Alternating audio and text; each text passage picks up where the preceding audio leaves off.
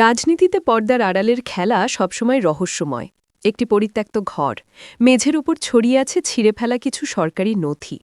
মাঝরাতে নিস্তব্ধতা ভেঙে একটি ফোনের স্ক্রিন জ্বলে ওঠে, যেখানে বড় করে লেখা একটি নাম, সৈয়দা রিজওয়ানা হাসান। বাইরে থেকে যাকে মনে হয় পরিবেশের অতন্ত্র প্রহরী, আইনের ধারক, তারই ড্রয়িং রুমের বদ্ধ দরজার ওপাশে কি চলছিল দেশ দখলের কোনো ভয়াবহ মাস্টার প্ল্যান? মুক্তিযুদ্ধের ইতিহাসের অন্ধকার গলি থেকে শুরু করে বর্তমানের ইলেকশন ইঞ্জিনিয়ারিং, সবই কি ছিল একটি সুপরিকল্পিত নীল নকশা? আজ আমরা উন্মোচন করব এমন এক রহস্য যা শুনলে আপনার পায়ের নিচ থেকে মাটি সরে যাবে। ক্ষমতার অলিন্দে বসে কারা খেলছিল দাবার চাল? সাধারণ মানুষের ভোটাধিকার কি তবে স্রেফ এক সাজানো নাটক ছিল?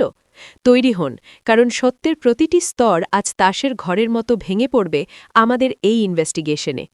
আমাদের এই অনুসন্ধানী যাত্রার শিকড় খুঁজতে পিছিয়ে যেতে হবে আজ থেকে কয়েক দশক আগে। ইতিহাসের পাতাগুলো উল্টালে এমন কিছু তথ্য বেরিয়ে আসে যা বর্তমানের রাজনৈতিক প্রেক্ষাপটকে গড়ে তোলে চরম সংবেদনশীল এবং বিতর্কিত।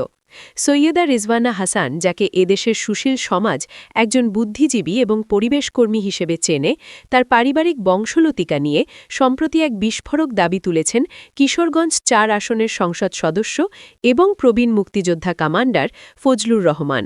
ফজলুর রহমান ক্যামেরার সামনে দাঁড়িয়ে যা বলেছেন তা রীতিমতো পিলে চমকে দেওয়ার মতো।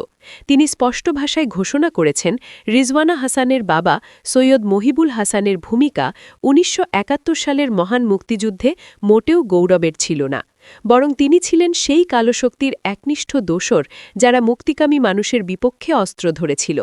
ফজলুর রহমানের দাবি, তিনি নিজেই সেই সময় সাক্ষী যখন মহিবুল হাসান রাজাকার এবং আলবদর বাহিনীর সাথে যোগসাজশ করে মুক্তিযোদ্ধাদের বিরুদ্ধে কাজ করেছেন। তিনি সরাসরি চ্যালেঞ্জ ছুড়ে দিয়ে বলেছেন, ওনার বাড়ি থেকে আমার বাড়ির দূরত্ব মাত্র ১৮ কিলোমিটার। আমি মুক্তিযোদ্ধা কমান্ডার হিসেবে জানি এই এলাকায় কারা কারা দালাল ছিল। রিজওয়ানা হাসানের বাপ মুক্তিযুদ্ধের বিরুদ্ধে ছিল। এই তথ্যটি যখন প্রথম জনসম্মুখে আসে, তখন সাধারণ মানুষের মনে এক বিশাল প্রশ্নবোধক চিহ্ন তৈরি হয়। জনপ্রিয় সাংবাদিক এবং অনলাইন অ্যাক্টিভিস্ট ইলিয়াস হোসাইন এই আগুনের শিখায় যেন ঘি ঢেলেছেন। তার সোশ্যাল মিডিয়া প্ল্যাটফর্মে তিনি একের পর এক নথিপত্র এবং যুক্তি তুলে ধরেছেন, যা রিজওয়ানা হাসানের বিতর্কিত অতীতকে প্রমাণ করে। ইলিয়াস হোসাইনের মতে, রিজওয়ানা হাসানের বর্তমান কর্মকাণ্ড আসলে তার বাবার সেই অসমাপ্ত এজেন্ডারই একটি আধুনিক সংস্করণ। এটি কি কেবলই একটি ব্যক্তিগত আক্রমণ, নাকি এর পেছনে লুকিয়ে আছে কোনো গভীর পর্দার আড়ালের ষড়যন্ত্র যা বাংলাদেশকে আবারও সেই অন্ধকার সময়ের দিকে ঠেলে দিতে চায়? এই রহস্যের জট যত খুলছে, ততই সাধারণ মানুষের মনে ঘৃণা এবং বিস্ময় দানা বাঁধছে। সম্প্রতি একটি বেসরকারি টেলিভিশন চ্যানেলে এবং পরবর্তীতে প্রথম আলোর সাক্ষাৎকারে রিজওয়ানা হাসান এমন কিছু শব্দ উচ্চারণ করেছেন যা বাংলাদেশের গণতান্ত্রিক ভিত্তিকে তছনছ করে দেওয়ার জন্য যথেষ্ট। তিনি অত্যন্ত গর্বের সাথে দাবি করেছেন যে তার দায়িত্ব পালনকালে তিনি এবং তার সমমনা শক্তিরা একটা নির্দিষ্ট আদর্শিক গোষ্ঠীকে, অর্থাৎ জামায়াতকে, মেইনস্ট্রিম বা মূলধারার রাজনীতিতে আসতে দেননি। রিজওয়ানা হাসানের আত্মবিশ্বাসী উচ্চারণ কি তবে কোনো ডিপ স্টেট বা অদৃশ্য শক্তির ইশারায় ছিল? এই কৌশলের পেছনে কি কোনো আন্তর্জাতিক থিঙ্ক ট্যাঙ্ক কাজ করছে, নাকি এটি কেবলই রিজওয়ানা হাসানের ব্যক্তিগত জিঘাংসা? যখন কোনো উপদেষ্টা বলেন যে তারা কাউকে রাজনীতিতে জায়গা দেবেন না, তখন বুঝতে হবে গণতন্ত্রের কফিনে শেষ পেরেকটি মারা হয়ে গেছে। এটি কোনো মুখ ফসকে বের হওয়া কথা নয়, বরং এটি ছিল এক গভীর নীল নকশা যা বাংলাদেশকে একটি নির্দিষ্ট ব্লকের পদানত করে রাখতে চায়। রিজওয়ানা হাসানের বিরুদ্ধে সবচেয়ে বড় এবং সাংঘাতিক অভিযোগটি এনেছেন জামায়াত নেতা ও ঢাকা ১৭ আসনের প্রার্থী ড এস.এম. খালিদুজ্জামান। তিনি অভিযোগ করেছেন যে বিগত নির্বাচনে যখন ভোটের লড়াই চরম উত্তেজনায় পৌঁছেছিল, তখন পর্দার আড়ালে বসে নিয়ন্ত্রিত হচ্ছিল ফলাফল। ঢাকা ১৭ আসনে যখন দাঁড়িপাল্লা প্রতীক নিয়ে জামায়াত প্রার্থী বড় ব্যবধানে এগিয়েছিলেন, ঠিক সেই মুহূর্তে একটি রহস্যময় ঘটনা ঘটে।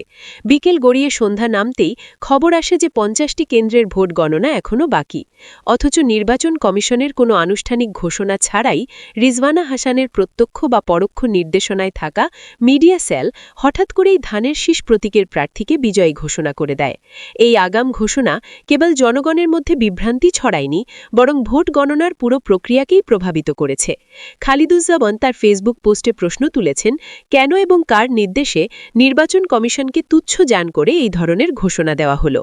এটি কি স্রেফ মিডিয়ার অতি উৎসাহ ছিল, নাকি এর পেছনে ছিল কোনো সুনিপুণ ইলেকশন ইঞ্জিনিয়ারিং? এই ঘটনার পর রিজওয়ানা হাসান নিজেই যখন টিভিতে স্বীকার করেন যে তারা নির্দিষ্ট শক্তিকে ক্ষমতায় আসতে দেননি, তখন জামায়াত নেতারা দাবি করেন যে তিনি আসলে নিজের অপরাধের রাজসাক্ষী হয়ে গেছেন।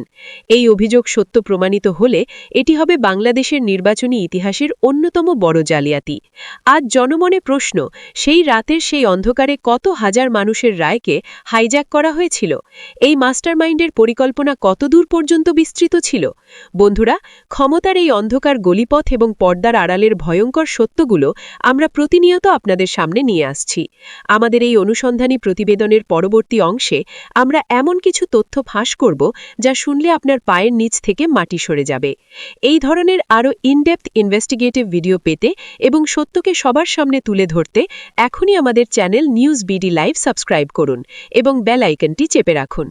আমাদের অনুসন্ধানের সবচেয়ে সংবেদনশীল অংশটি হল রিজওয়ানা হাসানের স্বামী আবু বাক্কার সিদ্দিকের অপহরণের ঘটনা। 2014 সালের সেই রহস্যময় অপহরণ এবং কয়েকদিন পর তার নাটকীয় ফিরে আসা আজও দেশবাসীর মনে এক অমীমাংসিত ধাঁধা হয়ে আছে। সেই সময় তৎকালীন আওয়ামী লীগ সরকারের সাথে রিজওয়ানা হাসানের এক অদৃশ্য সমঝোতার কথা শোনা গিয়েছিল। অভিযোগ রয়েছে, নিজের ব্যক্তিগত ও পারিবারিক সুরক্ষা নিশ্চিত করতে এবং তৎকালীন সরকারের সুনজরে থাকতে তিনি নিজেই এই অপহরণ নাটক সাজিয়েছিলেন। মাত্র 300 টাকা নিয়ে সিএনজিতে করে ফিরে আসা এবং অপহরণের কোনো হদিশ না পাওয়া, এই গোটা গল্পটি কি একজন সাধারণ মানুষের কাছে বিশ্বাসযোগ্য মনে হয়? এটি কি কেবলই একটি পারিবারিক নাটক ছিল, নাকি এর পেছনে ছিল তৎকালীন গোয়েন্দা সংস্থাগুলোর কোনো কারসাজি? জামায়াতের নায়েবে আমির মোহাম্মদ তাহের আহমেদ স্পষ্ট ভাষায় তাকে আইনের আওতায় আনার দাবি জানিয়েছেন। বায়তুল মোকাররমের সামনে অনুষ্ঠিত বিক্ষোভ থেকে আসা হাজারো মানুষের কণ্ঠস্বর একটি বার্তা দিচ্ছে, যিনি দেশের মানুষের সাথে প্রতারণা করেছেন, মিথ্যার ওপর ভিত্তি করে নিজের কেরিয়ার গড়েছেন, তাকে বিচারের মুখোমুখি হতেই হবে। রিজওয়ানা হাসানের এই প্রতিটি বিতর্কিত অধ্যায় আর জাতির সামনে একটি প্রশ্নচিহ্ন। তার বিরুদ্ধে ওঠা প্রতিটি অভিযোগের যদি সুষ্ঠু তদন্ত হয়, তবে কি বেরিয়ে আসবে আরও বড় কোনো অন্ধকার সত্যি? রিজওয়ানা হাসানের এই কর্মকাণ্ডগুলোকে কেবল ব্যক্তিগত একক ও বিচ্ছিন্ন ঘটনা হিসেবে দেখলে ভুল হবে। এর গভীরে রয়েছে জটিল ভূ-রাজনৈতিক হিসেব নিকাশ। ডক্টর ইউনূসের আন্তর্জাতিক ইমেজ এবং তার উন্নয়নমূলক দর্শনের আড়ালে কি একদল অতি বামপন্থী বা অতি লিবারেল শক্তি নিজেদের এজেন্ডা বাস্তবায়ন করছে? ব্যারিস্টার শাহরিয়ার কাবির এই বিষয়টিকেই ইঙ্গিত করে বলেছেন যে রিজওয়ানা হাসান আসলে একটি ডিপ স্টেট বা অদৃশ্য রাষ্ট্রের প্রতিনিধি হিসেবে কাজ করছেন। বর্তমানে রিজওয়ানা হাসানের বিরুদ্ধে প্রতিবাদের ঢেউ আছড়ে পড়ছে রাজপথে। জামায়াতে ইসলামী সহ একাধিক দল তাকে ইলেকশন ইঞ্জিনিয়ারিং এবং রাষ্ট্রবিরোধী ষড়যন্ত্রের দায়ে গ্রেফতারের দাবি তুলছে। সুপ্রিম কোর্টের আঙিনা থেকে শুরু করে মসজিদের প্রবেশদ্বার পর্যন্ত সর্বত্রই একটি প্রতিধ্বনি, রিজওয়ানা হাসানকে আইনের আওতায় আনো। পুরো বিষয়টি ব্যবচ্ছেদ করলে একটি বিষয় স্পষ্ট হয়ে ওঠে। সৈয়দা রিজওয়ানা হাসান কেবল একজন ব্যক্তি বা উপদেষ্টা ছিলেন না, বরং তিনি ছিলেন একটি বিশেষ ব্যবস্থার চালিকা শক্তি। ইতিহাসের কালো অধ্যায় থেকে শুরু করে বর্তমানে ডিপ স্টেট রাজনীতি, রিজওয়ানা হাসানের প্রতিটি পদক্ষেপই ছিল একটি ভয়াবহ প্রহেলিকা। আমাদের শেষ প্রশ্ন আপনার কাছে, যে উপদেষ্টা নিজেই জনগণের রাজনৈতিক অধিকার কেড়ে নেওয়ার কথা গর্ব করে বলেন, তাকে কি আধুনিক রাষ্ট্রের ধারক বলা যায়, নাকি তিনি নিজেই ছিলেন একটি সুদূর প্রসারী আন্তর্জাতিক ষড়যন্ত্রের দাবার সবচেয়ে গুরুত্বপূর্ণ ঘুঁটি?